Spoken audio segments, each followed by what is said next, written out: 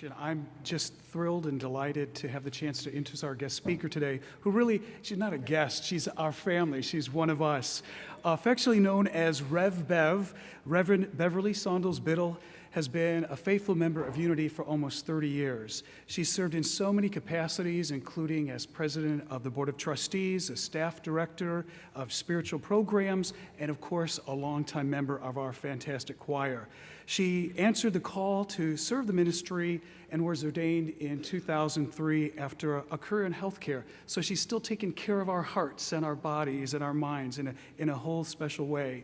She has served our congregation in so many ways and continues to serve as the co-coordinator of our lay leaders program and as the first alto in our choir. She loves God, and God loves her, and we love her, and she loves to serve with a grateful and joyful heart. So for our meditation and message today, let's give a warm Unity family welcome to Rev Bev.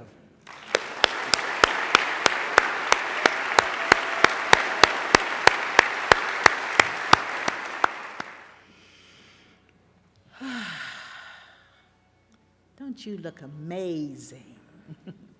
Good morning, Unity family. And I always like to open with just a prayer, so if you would pray with me and for me. Beloved Mother, Father, God, divine creator of all good things, we just acknowledge your presence and power right here and right now, and we open ourselves to you, God, to whatever message, whatever lessons you have for us this morning. And we give thanks, God, for this wonderful center we know as Unity of Washington, D.C., and we ask your continued blessings to just rain down upon our beloved Reverend Sylvia. Just let it flow, God, because she is your beloved and dedicated servant, and we love her, God, just as we love you, and you love us. And so it is. Amen. So as you know, I just absolutely love this church. I just love Unity of Washington, D.C. And I'm so grateful that this is my church home and that you are my church family. And I'm grateful to have Reverend Sylvia as my minister, as my mentor, as my friend, and as my dear spiritual sister. I just honor you this morning, and I wish you a belated happy birthday. Yes. And I thank you, Rev. I call her Rev. Sometimes I call her the little lady. I thank you, Rev, for this opportunity to contribute to your rest and your reacclimation into being home. So before I begin, I'm just going to share something that I shared with the workshop this past week. I've been called to facilitate. I've been called to be a vessel and a vehicle for transformation and healing, and I stand as a spiritual educator and spiritual life coach and facilitator. And I believe that all of that comes with a responsibility. And in the light of that, I take it on as a spiritual charge. So I'm just going to ask your permission for me to push you just a little bit this morning. Is that okay? Okay. So when I was thinking about that this morning, I said, what happens if they say no? Do they all go running, or do I go running? What? So one of the things that I love about this center, and Reverend said it this morning, and we always say it in our prayer for Unity of Washington, D.C., that this is a center of love, joy, peace, and truth. And we have given so many opportunities to expand, to grow, to transform. And there are so many times that even though we have all these opportunities, when I attend, I see so many empty seats. And, Reverend is always telling us that we have a responsibility and we have an opportunity here to show up and to do our work and, to be on the path and not It's great that we come on Sunday, and we have so many things here, so many gifted teachers that come and just bless us.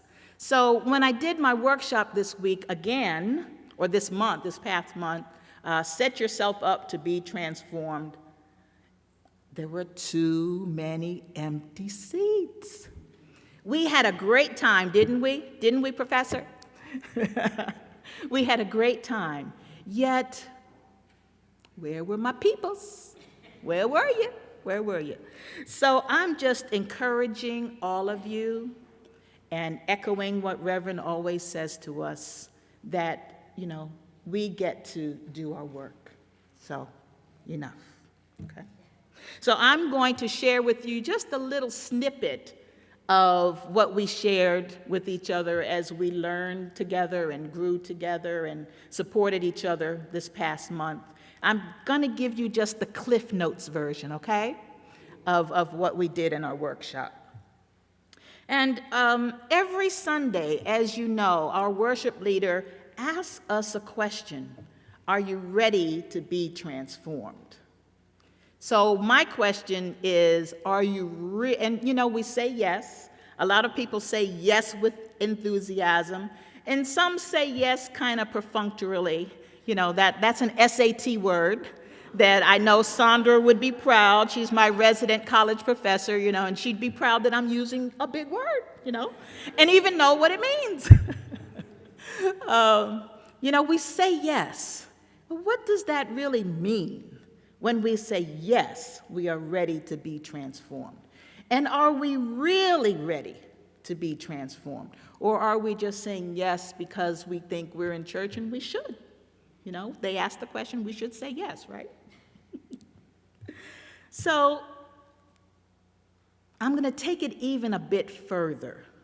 Are you willing to do the work that is required for transformation?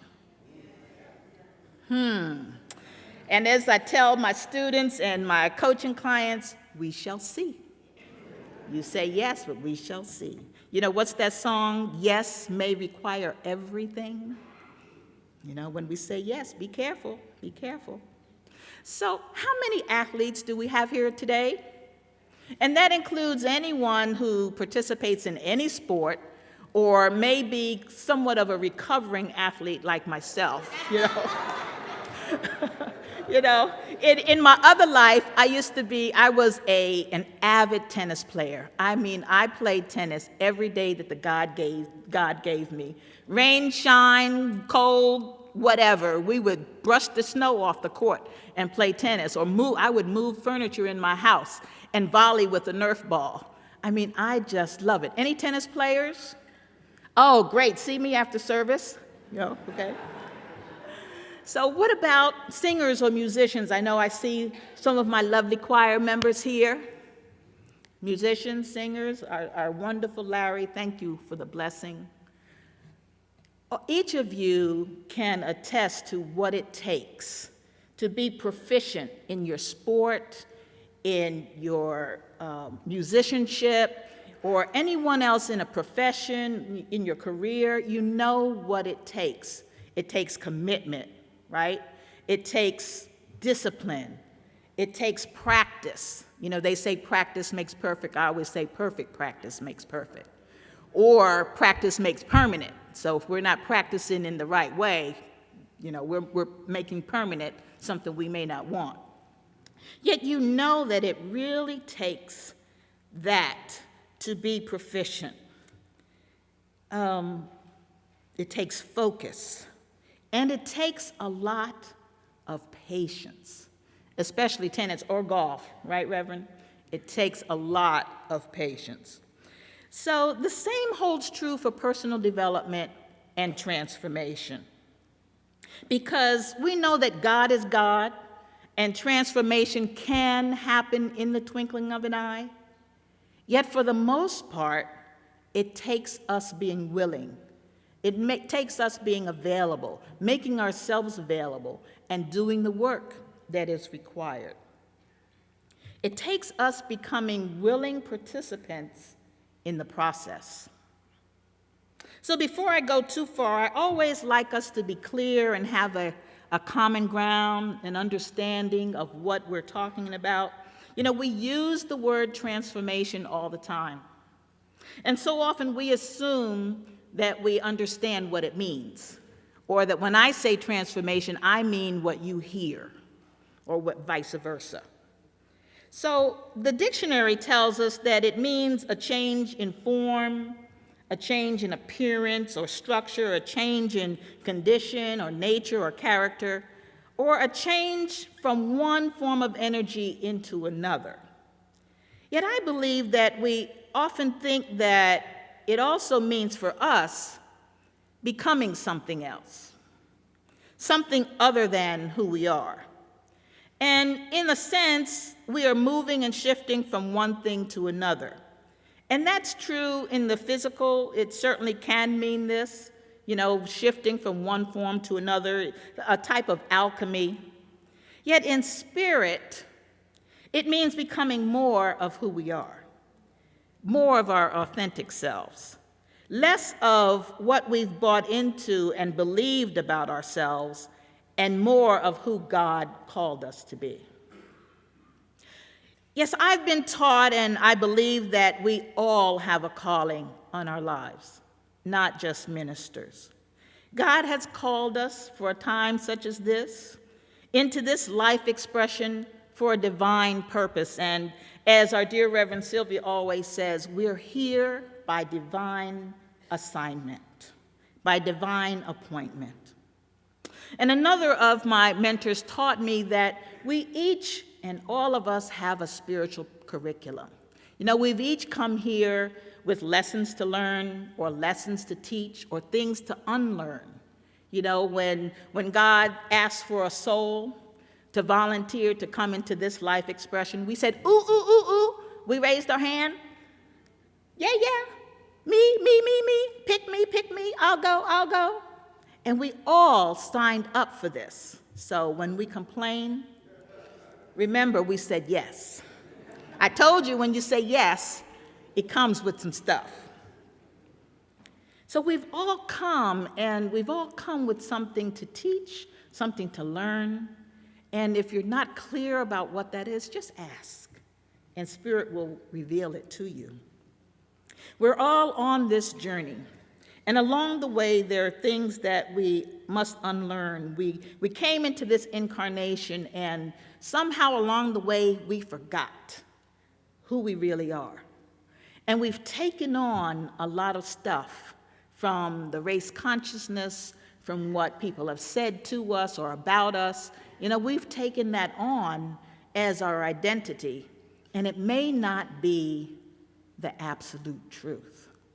So there are things that we need to release and shed and unlearn about ourselves and about who we really are. There's of course, a French philosopher, Jean-Paul Sartre, and forgive me, those of you who speak French, if I've mispronounced it, because I only got an A in French for reading. My pronunciation was not so good. But anyway, he wrote, "We only become what we are by the radical and deep-seated refusal of that which others have made of us." Isn't that great? We only become what we are by the radical and deep-seated refusal of that which others have made of us. In essence, it's up to us to embrace the truth of who we are and to reject the labels, the restrictions, the judgments, the limitations that others have placed on us and that we've placed on ourselves. Biblically, our message today is anchored in two scriptures. I was always taught, don't use too many. First, we know that the Apostle Paul admonished us in Romans chapter 12, verse 2, to not be consumed or conformed to this world, but to be transformed by the renewing of our minds. And, that message was as important for the Romans as it is, or I should say, it's as important for us today as it was for the Romans, so over 2,000 years ago.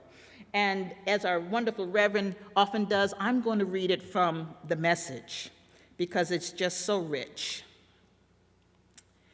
So here's what I want you to do.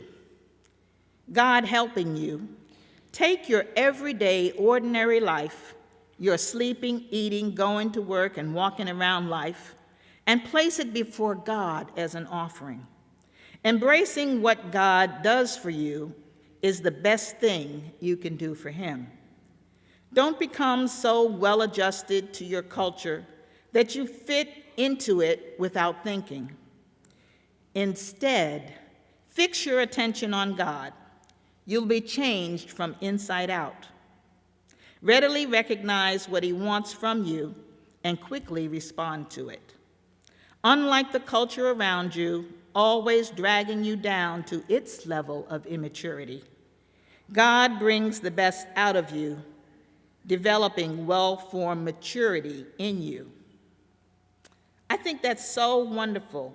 You'll be changed from the inside out. Transformation is absolutely an inside job, and we must begin within.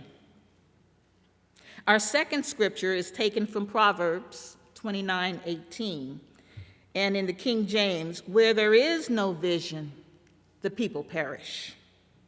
But he that keepeth the law, happy is he. And again from the Message. If people can't see what God is doing, they stumble all over themselves. But when they attend to what he reveals, they are most blessed. If we can't see what God is doing, we stumble all over ourselves. This, of course, speaks to the importance of having a vision and the importance of following divine law. Having a mutual understanding, I believe, of what we're talking about and saying is supported by clarifying our definitions, and is even more powerful when we have some scriptural reference to support it. Christian apologist Ravi Zacharias sums it up very nicely. When you find your definitions in God, you find the very purpose for which you were created. Put your hand into God's hand, know his absolutes, demonstrate his love, present his truth, and the message of redemption and transformation will take hold. So what are we to take from all of this that will support us on our journey into transformation? I believe that transformation is a sacred pilgrimage home to ourselves. We can know and honor the true essence of ourselves, and what gets transformed is not our essence which is eternal. What gets transformed is our perceptions and our beliefs. It's what we've been told, it's what we've been taught. The transformation is us reclaiming our true identity and our true life's purpose. During the workshop, with all the fun, I presented 4 steps through which we can set ourselves up to be transformed. 1, participate in our own transformation. 2, anchor the vision. 3, embrace a new way of being. And 4, maintain forward motion. So let's examine these steps. First, we must be willing participants in our own transformation. Yes, God can touch us and poof, we're transformed. We know that God's got that, right? Yet, and there are many examples in the Bible where God worked through his servants and that transformation did occur. I mean, just think back to the woman with the issue of blood. Did she not make her way through the crowd? I mean, that in itself was a radical step back then for a woman to do that, but that's another message. Through the crowd, just to touch the hem of Jesus' garment because she believed that she would be healed and transformed just by that act. That is a display, that's a demonstration of what it takes. There has to be a willingness on our part, to be transformed. And we must participate, we must take some steps for that to occur. I mean, that's just my humble belief. We too must open ourselves to the possibility, not just the woman with the issue of blood. We must make ourselves available to God, make ourselves available for Spirit to move in our lives and affairs. We must make ourselves willing vessels through which God can do God's work. And we must ask believing, having that level of expectancy, and accept that healing when it is right there before us. This step also includes opening ourselves up to the vision that God has for each of us. I know and believe that God, the infinite and all-powerful presence, the loving presence, has a vision for each of us that is far beyond anything that we can think or imagine. And I believe and trust that despite our own protestations, God never gives us a vision without the provision.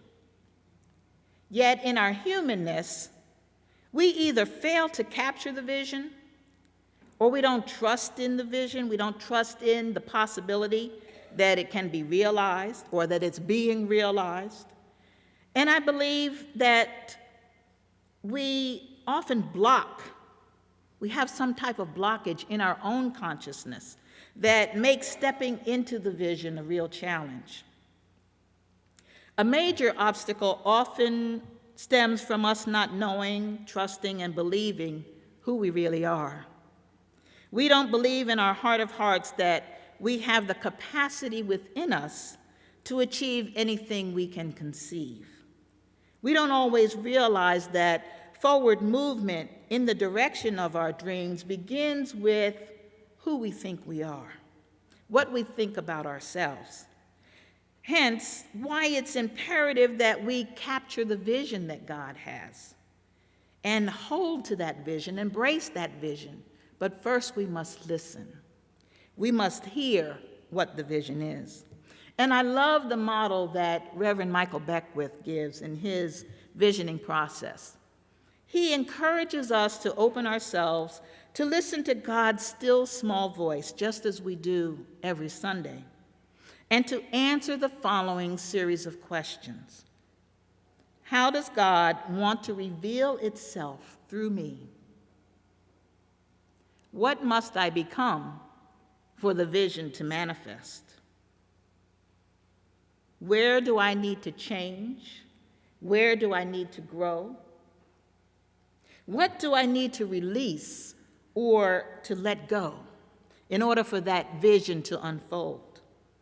What talents and gifts do I already possess that will support the unfolding of God's vision of itself as me? And we say, and he says itself, because God is divine principle, not the male, female that we have put on God. And as we receive the answers, we embrace them with love and gratitude and a willingness to consciously participate in the unfolding so that that vision unfolds and God is moving in and as us in the world. Third, we are to embrace a new way of being. This means being mindful. What may be standing between us and the manifestation of the vision, being mindful of what it is. What habits, what things do we do without being consciously aware that may be prohibiting the full expression of who God called us to be? Sometimes it's the distractions of this world that keep us in that sense of separation from God. And it's also a sense of separation from our true beingness. For me, it's TiVo. and I shared this with the workshop participants. You know, we've got TiVo, and we record all these shows, and then I feel compelled to watch them all. And I stay up all hours watching television. It's like, okay, you know, Scandal, How to Get Away with Murder, you know, they're all great. Yet the other 15 shows that I'm almost addicted to, it's like, okay, so what is it for you? What may be standing between you and the outpouring that God has for you? Just a question. What habits then do we also need to embrace as we release those that may be standing in our way, so that we can really embrace, acknowledge who we are authentically? How do we incorporate personal and spiritual development into our daily lives? What practices do we need to incorporate?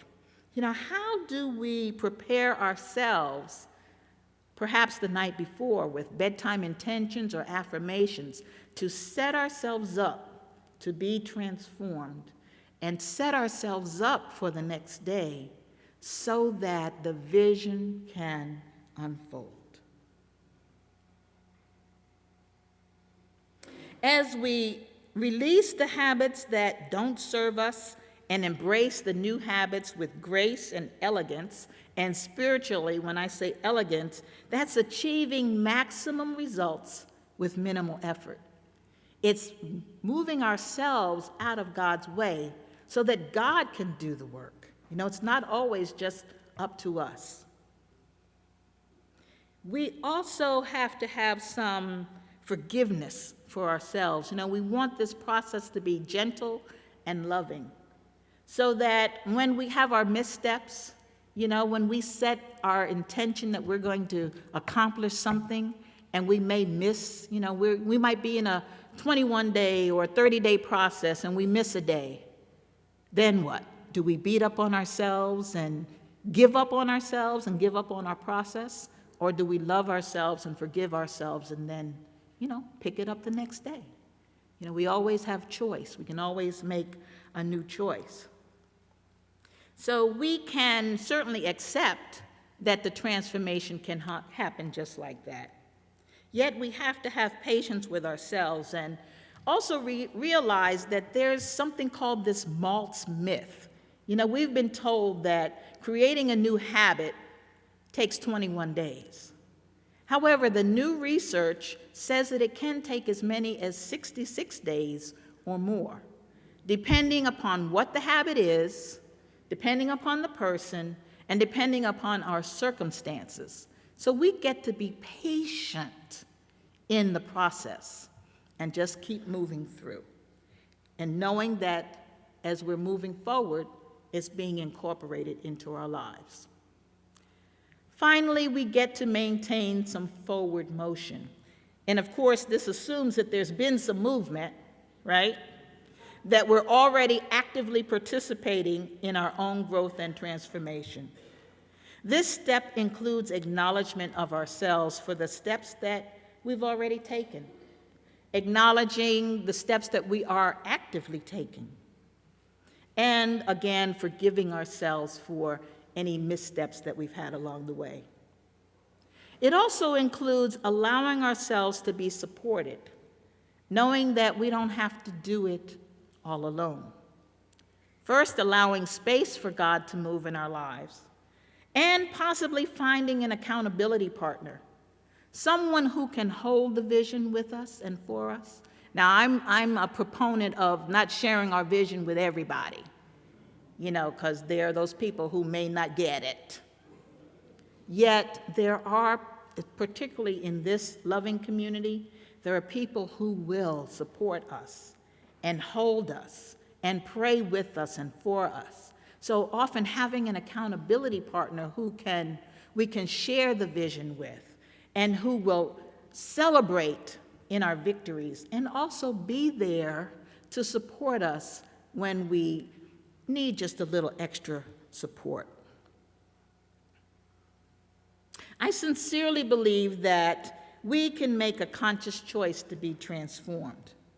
And when we do, we allow ourselves to be guided by Spirit along the way. When we open ourselves and embrace all that God has in mind for us, a shift occurs that leads us deeper into who we are, deeper into who we truly are, deeper into our authentic selves. And one of my favorite quotations is from Carl Jung. Your vision will become clear only when you look into your own heart. Who looks outside dreams. Who looks inside awakes. When we open ourselves to God's vision for us and embrace it, it becomes our vision. And when we take the next most appropriate steps in the direction of the vision, it can't help but become manifest in our lives. So I offer and pray blessings on your journey. And as always, I leave you with a sacred Sanskrit blessing. Baruch Bashan, the blessings already are. Thank you.